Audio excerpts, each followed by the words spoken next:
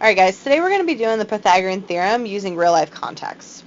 Whenever you read a word problem, if you can draw a picture, you definitely should be doing that. And just a reminder, equation for the Pythagorean theorem is used to find the missing side of a right triangle, and it's a squared plus b squared equals c squared. Let's just move into an example. To get to school, Yanni must walk along the fence of a rectangular field. She walks 15 feet north. Boom. I'm going to go ahead and draw that. 15 feet north. So I'm going to go up 15 feet north. And for those of you that don't know your directions, this is north, south, east, and west. And then 30 feet east. Boom. Go ahead and draw that. Label it. How long would her walk be if she cut across this field diagonally? And that means, instead of going up and over, what if I just went straight through? So you can see this forms a nice little triangle. Now, all I have to do is figure out what the value of x is, and x is going to be my hypotenuse. So I can go ahead and set up my theorem. A squared plus b squared equals c squared. So this will be a, b, c. Let's fill it in. 15 squared plus 30 squared equals c squared. Let's go ahead and fill in what we know. 15 times 15 is going to give me 225. Likewise, 30 times 30 is 900. Now, if I put these together,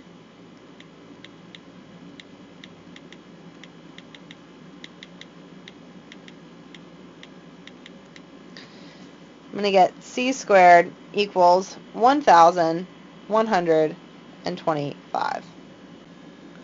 If I go ahead and approximate the square root, this is going to come out to c equals about 33.5.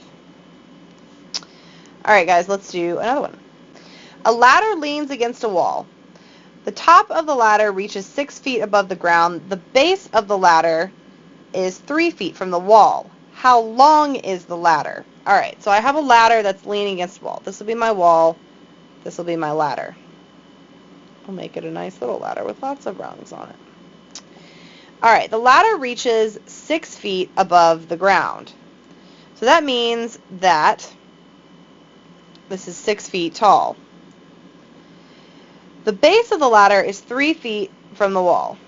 How long is the ladder? Again, I'm looking for the hypotenuse here. I want to figure out how long this ladder is. So I can use the Pythagorean theorem. A squared plus b squared equals c squared.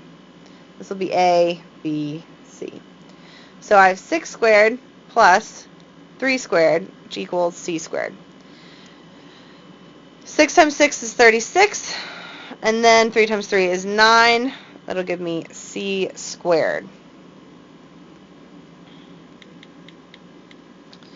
Now, I have c squared equals 45. Now, 45 is not a perfect square. So, I'm going to have to estimate this. So, let me go ahead and erase some of this and give me some room. Alright, in order to figure out what c is, I'm going to have to take the square root. And since 45 is not a perfect square, I'm going to pull it out.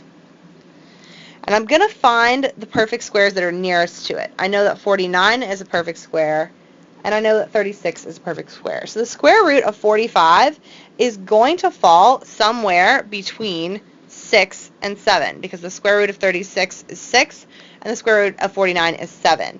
Now, since 45 is closer to 49, I'm going to choose these numbers to pick from. 6.6, 6.7, 6.8, 6.9. I'm just going to go ahead and choose 6.6. Or I'm sorry, 6.7. So if I multiply 6.7 times 6.7, that's going to give me 44.89, which is pretty darn close to 45. So I could say this ladder is roughly 6.7 feet long. Alright guys, that's going to be it for me today. Let's go ahead and practice.